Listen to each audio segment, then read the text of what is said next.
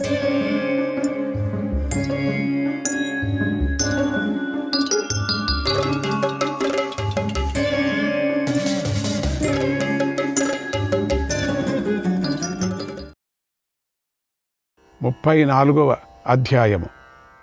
భీముడి మాటలు విన్న తరువాత ధర్మాత్ముడైన ధర్మరాజు ఇలా అన్నాడు. ఓ భీమా, సూటిగా మాట్లాడావయ్యా నువ్వు.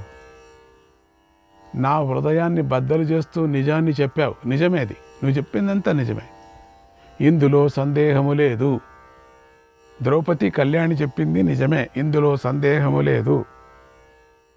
నువ్వు కఠినంగా మాట్లాడినా, నాకు ఇష్టం లేని మాటలు ఆడినా అయిపోయింది, అక్కడ క్లోజ్, కొట్టేశాడు ఒక్క దాంట్లో. జడ్జిమెంట్లో ఒక్కటి లైన్ అది. ఇంకా ఎంతసేపు మాట్లాడినా అంతే. ఇంకా మనకు నీతు చెప్తున్నారు ఇక్కడ వ్యాస భగవాన్లు. వాళ్ళిద్దరు సంభాషణ మనకు చెప్పారు. ఎంత అద్భుతం అది. ధర్మం ఎట్లా ఆచరించాలా, ధర్మం ఎందుకు ఆచరించకూడదు, ధర్మం ఎవరు ఆచరించాలా, నాకు ఇష్టం లేని మాటలు ఆడిన, అప్రియంగా రెండవ పదం, అప్రియంగా మాట్లాడిన రెండవ జడ్జిమెంట్, దాంట్లో అన్ని టిక్కు చేసుకుంటాడు లాయర్. అప్రియంగా మాట్లాడిన, మూడవది నేను నిన్ను నిందించను అంటే క్షమించేశాను, ఏం పర్వాలేదు. ఎందుకంటే ఇప్పుడు వచ్చిన తాపత్రయం ఏమిటి, ఎందుకంటే నా వల్లనే మీకు ఇటువంటి కష్టం వచ్చింది కదా, నన్ను మీరు అనుసరించారు, ఎందుకు అవుతుంది, లేచిపోతుంటే బాగుంటుంది కదా అనే విధంగా మాట్లాడు. ఇండైరెక్ట్గా రెండు పీకుతున్నాడు. నా వల్లనే కదా, నలుగురు బయట పోయింటే బాగుండు, అంతే కదా, యుద్ధం ఆడంటే నేనేం కంట్రోల్ చేస్తూ ఉంటే అయిపోయాయి, నా మీద ప్రేమ వలకపోసి మీరు అనే విధంగా మాట్లాడుతున్నాడు. ఇక్కడ చెప్పలేదు కానీ నా మీద ప్రేమ వలకపోసి నన్ను అనుసరించి ధర్మానికి లోబడి నేను, నాకు లోబడి మీరు, ఇట్లంతా మీరు అక్కడ ఆడారు. ఇప్పుడు నువ్వు నా వల్ల కదా కష్టం వచ్చింది, అప్పుడే ఎందుకు లేదు నువ్వు, అందుకు నేను బాధపడుతున్నాను. మూడో స్టేట్మెంట్, నేను బాధపడుతున్నాను అంటే నేనేం ఊరికే కూర్చోలేదు, నా మాట నా వాళ్ళు విన్నారు అని నేనేమి భుజాలు ఎగిరేసుకోలేదు కదా, నాకు కూడా బాధ అవుతుంది. నువ్వు మనసులోని మాటలు చెబుతున్నాను, నా మనసులో ఉండేటువంటి మాటలు చెప్తున్నా. ఇప్పుడు నువ్వు నీ మనసులో మాట నువ్వు చెప్పావు. ఆ కళ్యాణి మహాపతివ్రత ద్రౌపది, ఆవిడ కూడా చెప్పింది, బాగుంది. నువ్వు కూడా చెప్పావు, నా మాట వినొద్దు మీరు, ఇక నా మనసులోని మాట మీదంతా కక్కుకొని నేను చెప్పేసి నేను ఊరుకోను. ఎందుకంటే ఎప్పుడు నేనే చెప్తూ ఉంటే బాగుండదు కదా. మాకు ఎప్పుడు చెప్పి చెప్పి చెప్పి చెప్పి కూర్చోబెట్టాడు నా మనసులో, ఇప్పుడే అన్నావు కదా, అప్పుడు లేచేసి ఉంటే బాగుంటుంది, మాటిమాటికి లేస్తూ ఉంటుంది కదా, నేను వద్దన్నాను కదా, నేను తప్పు చేశాను అప్పుడు అనిపిస్తుంది కదా నీకు, నేను చేయలేదు నీకు అనిపిస్తుంది. మాటిమాటికి లేస్తూ ఉంటుంది. ఆ దుశ్శాసనుడు ద్రౌపదిని జుట్టు పట్టుకొని లాగేటప్పుడు, ఆవిడ విలపిస్తున్నప్పుడు నువ్వు లేచావు, నేను ఒక్కపారి ఇట్లా అనేసి ఉంటే ఏం అయిపోయేది, అప్పటికి క్లోజ్, అంత ప్రయోజనం ఏమిటి. కానీ అక్కడ పర్పస్ సేవ్, అది మనం అనుకుంది కాదు అక్కడ అనే విధంగా చెప్తున్నాడు. నా మనసులోని మాటలు చెబుతున్నాను విను. నేను అంటే ముందుకు చూడు, నేను ఆనాడు దుర్యోధన నుంచి రాజ్యాన్ని, రాజ్య పదవిని పొందాలనే జూదం ఆడాను. రాజ్యాన్ని, రాజ్య పదవిని పొందాలనే జూదం ఆడాను. కానీ మధ్యలో శకుని చేరాడు. నేను అనుకోనటువంటి ఒక సంఘటన జరిగిపోయింది, మధ్యలో చేరాడు. మేమిద్దరమే ఆడదామనుకుంటే మధ్యలో శకుని చేరాడు. ఆ శకుని ధూర్తుడు, జూదరి, నాకు ప్రతిపక్షంలో దుర్యోధనుడి తరపున ఆడాడు. అతడు పర్వత ప్రాంతాలలో నివసిస్తాడు, మహామాయావి. జూద సభలో పాచికలు వేస్తూ మాయను ప్రయోగించాడు, మాయతో నన్ను జయించాడు. అందువల్లే నేను ఇలాంటి కష్టాన్ని పొందాను. శకుని యొక్క పాచికలు అతడి ఇష్టానుసారంగా పడ్డాయి. అంటే తాను దాని మీద ఒక మాయను ప్రయోగించాడు. అది చూసినా కూడా నేను జూదాన్ని ఆపలేదు. నాకు తెలుసు అది. అక్షాంశ్చ దృష్ట్వా శకునే యథావత్ కామానుకూలాన యుజశ్చ శక్యో నియంతు మభవిష్యదాత్మా మన్యుస్తు హన్యాత్ పురుషస్య ధైర్యం. కానీ కోపం మానవుడి ధైర్యాన్ని నాశనం చేస్తుంది. కోపం. అందుకే నేను జూదాన్ని నిలుపలేకపోయాను, ఆపలేకపోయాను. ఓ భీమసేన, పురుష ప్రయత్నంతో మనస్సును నియంత్రించుకోవటం సాధ్యం కాదు. పురుష ప్రయత్నంతో కాదు, అభిమానంతోనూ పరాక్రమంతోనూ మనస్సు బంధించబడదు. అభిమానంతో కూడా బంధించబడదు, పురుష ప్రయత్నంతో బంధించబడదు. నాయనా, నువ్వు అన్న మాటలను నేను తప్పు పట్టడం లేదు. ఇది ఇలా జరగవలసి ఉంది కాబట్టి జరిగిపోయింది అని నేను భావిస్తున్నాను. ఇది ఇట్లనే జరగాల, ఇదే విధంగా నేను ఓడిపోవాలా, ఇదే విధంగా నేను అడవులకి రావాలా? ఎందుకంటే నాకు తెలుసు అది శకుని మోసం చేస్తున్నాడని. శకుని వెనకల ఉండేటువంటి కథ నేను ఇప్పుడు నీకు చెప్పను. సమయం వచ్చినప్పుడు నీకు తెలుస్తుందిలే. ఓ భీమసేన, దుర్యోధనుడు రాజ్యం మీది లోభంతో నాకు ఈ కష్టాన్ని కలిగించాడు. దుర్యోధనుడు వాడికి కేవలం రాజ్యం మీదే ఉండేది, ధనం మీద, రాజ్యం మీద అంతే ఉండేది వాడికి. మనను దాసులను చేశాడు. కానీ ఆ సమయంలో మనలను ద్రౌపది రక్షించింది. ద్రౌపది మధ్యలో వచ్చి మనం రక్షించకపోతే ఇంక మనం ఏమవుతుందో తెలీదు. ద్రౌపది అక్కడికి ఆపింది, రక్షించింది. నీకు, అర్జునుడికి కూడా ఈ విషయం బాగా తెలుసు.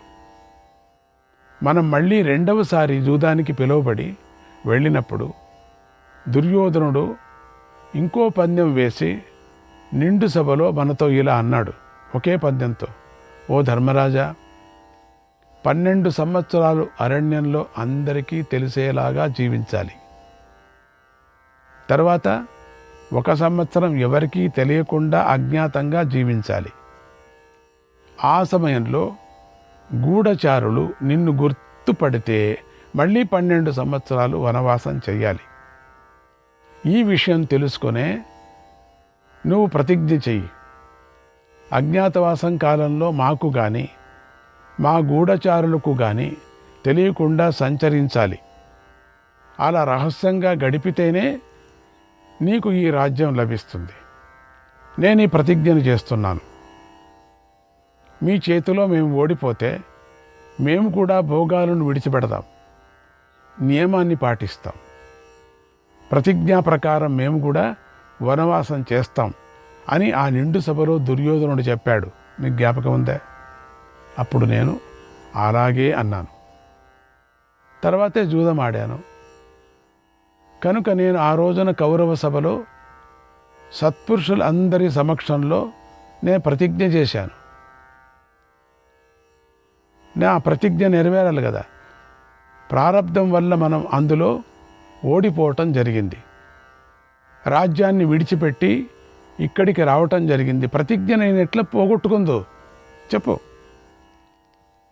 ఇరుకాటంలో పెట్టాడు. ఇప్పుడు నేను అందరి ఎదురుగా నేను ప్రతిజ్ఞ చేశా, పెద్దల ఎదురుగా. కనుక ఇప్పుడు రాజ్యం కావాలనే లోభంతో ఆ ప్రతిజ్ఞను నేను విడిచిపెట్టలేను. ఇప్పుడు నువ్వేమంటున్నావు?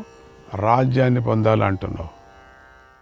ఇప్పుడు నాకు అనిపించింది, ప్రతిజ్ఞ ముఖ్యమా, రాజ్యం ముఖ్యమా? నువ్వే చెప్పు. ఇటుకాటం పెట్టాడు ఒక సవాల్. ధర్మంతో పోరాడితే ధర్మమే గెలుస్తుంది కదా ఎప్పటికీ కూడా. ఈ మాటతో అందరూ ఏం మాట్లాడలేకపోయారు. ప్రతిజ్ఞ ముఖ్యమా, రాజుకి, క్షత్రియుడికి, మరి రాజ్యం ముఖ్యమా? నిండు సభలో నేను ప్రతిజ్ఞ చేశా. ప్రతిజ్ఞ భంగం అయితే మనకేం అవుతుంది మీకు తెలుసు. ప్రతిజ్ఞ భంగం అయితే ధర్మాన్ని తప్పినట్టు అవుతుంది. ధర్మాన్ని ఎప్పుడు తప్పుతామో అదో లోకాలు ప్రాప్తిస్తాయి, మనకు కాక నన్ను అనుసరించిన మీకు కూడా. మనం ఒప్పుకున్నాం కదా, ఏమని 13 సంవత్సరాలు, 1 సంవత్సరం అజ్ఞాతవాసం, ఇట్లా ఒప్పుకున్నాం కదా. అందుకని ఆ ప్రతిజ్ఞ చాలా ముఖ్యమైనటువంటిది నాకు. అలా మనకెంతో కష్టమైన వేషాలను ధరిస్తున్నాం, వనాలలో కష్టపడుతూ నివసిస్తున్నాం, అనేక దుఃఖాలను అనుభవిస్తూ తిరుగుతున్నాం. ఆ దుర్యోధనుడు శాంతిని కోరుకోవటం లేదు, ఎందుకంటే కోపానికే వశుడైపోయాడు. మనలను ఇంకా ఇంకా కష్టాల్లోకి నెట్టాలని చూస్తున్నాడు. అదే కోరికతో ఉన్నాడు. అతడు కురువంశీయులందరినీ తన వశంలోకి తెచ్చుకున్నాడు. వాళ్లను ఉన్నత పదవుల్లో నియమించాడు. శ్రేష్ఠుడైన వాడు ధర్మాన్ని అతిక్రమించి రాజ్యాన్ని పాలించడం, శాసించడం అనేది ఎంతో అవమానకరం. శ్రేష్ఠుడైన వాడు ధర్మాన్ని అతిక్రమించి, శ్రేష్ఠుడైన వాడు. ఇప్పుడు మీరే అంటున్నారు ఏమని? దుర్యోధనుడు చెడ్డవాడు, దుర్యోధనుడు ద్రోహి, దుర్యోధనుడు దుష్టుడు. నువ్వే అన్నావు. ప్రపంచమంతా నిన్ను పూజిస్తుంది, ధర్మాత్మ అంటున్నది. నే శ్రేష్ఠుడా, వాడు శ్రేష్ఠుడైతే నీ దృష్టిలో అని సవాలులాగా మాట్లాడుతున్నాడు. అందుకని ఇక్కడ శ్రేష్ఠుడైన వాడు ధర్మాన్ని అతిక్రమించి, శ్రేష్ఠుడైన వాడు ధర్మాన్ని పట్టుకున్నాడు. దుర్మార్గి దుష్టుడు పాపాన్ని పట్టుకున్నాడు, మోసాన్ని పట్టుకున్నాడు, క్రూరత్వాన్ని పట్టుకున్నాడు, రవరవ నరకాన్ని పట్టుకున్నాడు. నన్ను దాన్ని పట్టుకోమంటావా? శ్రేష్ఠుడైన వాడు ధర్మాన్ని అతిక్రమించి రాజ్యాన్ని పాలించడం, శాసించడం అనేది ఎంతో అవమానకరం, మరణానికన్నా దుఃఖకరం. చచ్చిపోతాను కానీ దానికన్నా దుఃఖకరం అటువంటిది. ఇంకా వాడు బతికి ప్రయోజనం అయితే నువ్వు నీ అభిప్రాయం ఏంటి? ఆ దుర్మార్గుడైన దుర్యోధనుడిలాగా నన్ను కూడా ఉండమంటావా అని అర్థం. ఓ భీమసేన, ఆనాడు జూదంలో మనం ఓడిన తర్వాత నువ్వు నా 2 చేతులను కాల్చాలని అన్నప్పుడు నిన్ను అర్జునుడు వారించాడు. నన్ను కాల్చాలన్నావు అప్పుడు, తెలుసా? నీ జ్ఞాపకం ఉందే? ఆ కోపంలో 2 చేతులను కాల్చాలన్నావు. ఎందుకు మాటిమాటికి నేను చేయని ఇట్లా అన్నాను కదా, వద్దు వద్దు వద్దు అని. నా మీద నీకు ఎంత కోపం వచ్చింది తెలుసా నీకు?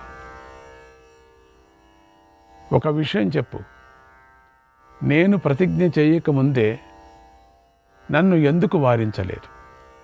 నేను ప్రతిజ్ఞ చేస్తున్నాను కదా, అప్పుడు నన్ను వారించవచ్చు కదా, నువ్వు ఎందుకు వారించలేను? లేక మీ ఇష్టం వచ్చినట్టు మీరే యుద్ధం చేసేసుకుంటే బాగుంటుంది కదా. నా చెయ్యిని కాల్చాలి అన్నప్పుడు నా చెయ్యిని తీసి బయట పెట్టేసి నువ్వు వెళ్ళిపోవచ్చు కదా గద తీసుకొని. ఎందుకు? ధర్మం మీద అంటే నా మీద ఉండే ప్రేమ, నీకు భయం, భక్తి. కాల్చాలనుకున్నా కాల్చావా? కాల్చడానికి శక్తి నీకు ఉంది కదా, ఎందుకు కాల్చలే? అదైనా చేయొచ్చు. లేక నా చెయ్యి తీసి బయట పారేసి నువ్వు గద తీసుకొని ఆ దుర్యోధుడిని వెళ్ళి కొట్టి పారేసేయచ్చు. ఎందుకు నువ్వు చేయలే? అది నువ్వు చేయలే. ఇప్పుడేమంటున్నావు? ఇటు తిరిగి అటు తిరిగి రాజ్యాన్ని పొందాలంటున్నావు. అంటే ఆ దుర్యోధనుడిలాగా దుష్టబుద్ధి నాకు కూడా చేయమంటావా? నాకు ప్రతిజ్ఞ ముఖ్యం, ధర్మం ముఖ్యం, రాజ్యం కాదు ముఖ్యం. మీకు కావాలా పోండి, ఏం చేస్తావు? నేను ప్రతిజ్ఞ చేయకముందే నువ్వు ఆ సమయంలో నేను టైం ఇచ్చాను కదా, నన్ను ఎందుకు వారించలేదు? అప్పుడేమో కాల్సాలా చెయ్యన్నావు కదా, ఇప్పుడు ఎందుకు పట్టుకోలే నువ్వు? నీ మనస్సులోని మాటలను అప్పుడెందుకు నువ్వు చెప్పలేదు? చెప్పచ్చు కదా, నీకు సమయం ఇచ్చాను కదా. మాటిమాటికి లేస్తాననే బదులు 2 మాటలు చెప్పింటే బాగుండు కదా. ప్రతిజ్ఞ పాటించటానికై వనవాసానికి నా వెనుకే ఎందుకు వచ్చావు నువ్వు? నాతో వచ్చి వనవాసం చేస్తూ ఇప్పుడు ఎందుకు కఠినంగా మాట్లాడుతున్నావు? ఎందుకు రావాలి నువ్వు? నీకు సుఖభోగాలు కదా కావాలా? ధర్మము, అర్థము, కామము, మోక్షం వద్దులే నీకు, పోన్లే, ఈ 3 కదా నీకు కావాలా? 3 కావాలనేవాడు ఎందుకు వచ్చావు? ఇప్పుడెందుకు కఠినంగా మాట్లాడుతున్నావు? ఈ విషయంలో నాకెంతో దుఃఖం కలుగుతుంది. ఇప్పుడు నువ్వు నన్ను అవమానిస్తున్నావు. అయిపోయింది. ఇది స్టేట్మెంట్, అది ధర్మరాజు స్టేట్మెంట్. ఇక మాట్లాడటానికి వీల్లేదు. భీముడు తల వంచుకోవాల్సి వచ్చింది. జూదం ఓడిన సమయంలో నువ్వు శత్రువుల్ని మర్దించాలని గదను పట్టుకున్నావు, జ్ఞాపకం ఉందా? అప్పుడు అలా చేసి ఉంటే ఎంతో అనర్థం జరిగి ఉండేది. నువ్వు పురుషార్థం గురించి నీకు తెలుసు, అయినా పురుషార్థం గురించి నువ్వు మాట్లాడావు. నువ్వు వేదాలు చదువుకున్నావు, శాస్త్రాలు చదువుకున్నావు, నీకు ధర్మం తెలుసు. నేను ప్రత్యేకించి చెప్పనక్కర్లేదు. నువ్వు సామాన్యుడు, వాయువు, నువ్వు వాయుదేవుడు. నువ్వు ఇట్లా మాట్లాడచ్చా? ఆనాడు శత్రువుల చేతిలో ద్రౌపది కష్టపడుతూ ఉంటే మనం చూస్తూ సహించాం. దాని గురించి నేను ఇప్పటికీ బాధపడుతున్నాను. నేనే ఊరికే సమాధానంగా సంతోషంగా ఉన్నాను అనుకున్నావా? బాధపడుతున్నా. కురువంశీయుల సమక్షంలో ప్రతిజ్ఞ చేసి వనవాసాన్ని స్వీకరించాను. కనుక ఇప్పుడు రాజ్యం కోసం దాడి చెయ్యను, హస్తినాపురాన్ని ఆక్రమించను. అలా చెయ్యటం నాకు ఇష్టము లేదు. విత్తనాలు నాటిన తర్వాత రైతు ఫలం వచ్చేదాకా ఎదురు చూస్తాడు కదా, మాటిమాటికి తవ్వి చూడాడు కదా ఎంతవరకు లోపల వేరుపోయిందో అని. విత్తనం నాటిన తర్వాత రాని చెట్టు కానీ, అలాగే నువ్వు కూడా మనకు సుఖం లభించేదాకా ఎదురు చూడు. విత్తనం వేశాం, పైకి వస్తుంది. యదా హి పూర్వం నికృతో నికృంతేత్ మహాగుణం ఘరతి పౌరుషేణ తదా వీరో జీవతి జవలోకే. ముందు శత్రువుల చేత దెబ్బతిన్న వీరుడైన పురుషుడు అంటే శత్రుత్వం పుష్పించి ఫలిస్తుందని గ్రహించు. అది నిదానంగా గ్రహించి ఫలిస్తుందని గ్రహించి నువ్వు తర్వాత తన పౌరుషంతో దాన్ని సమూలంగా నాశనం చెయ్యాలి. వేరు సమేతంగా తీసి పారేసేయాలి. అప్పుడే అతడు శత్రువుల సంపదలను హరిస్తాడు. ఈ మధ్యలో హరించటానికి వీల్లేదు. పూర్తిగా కాయని అంటే ఇక్కడ ఏదో ధర్మసూక్ష్మం దండిగా ఉంది ఇక్కడ.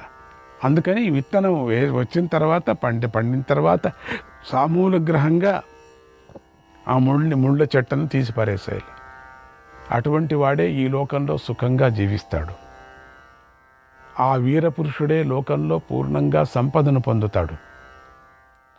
అటువంటి వాడికే శత్రువులు లొంగి నమస్కరిస్తారు. త్వరలోనే అతడికి మిత్రులు ఏర్పడతారు.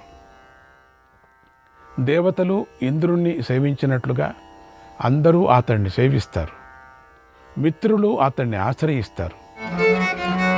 మమ ప్రతిజ్ఞాంచ నిబోధ సత్యాం రుణే ధర్మమృతా జీవితాశ్చ రాజ్యంచ పుత్రాశ్చ యశోధనంచ రాజ్యంచ పుత్రాశ్చ యశోధనంచ సర్వం న సత్యస్య కలాముపైతి. ఓ భీమసేన, ఈయన సత్యమైన ప్రతిజ్ఞను గ్రహించు. ఇది సత్యమైన ప్రతిజ్ఞ, ఇది నేను దాటలేను. నేను మోక్షం కన్నా జీవితం కన్నా కూడా ధర్మాన్నే కోరుకుంటూ ఉంటాను. ఆ ధర్మం అది, నా ప్రతిజ్ఞ ఒక ధర్మం, దాన్ని నేను కోరుకుంటా. నాకు మోక్షం వద్దు. శ్రీకృష్ణాయ పరమాత్మనే నమః.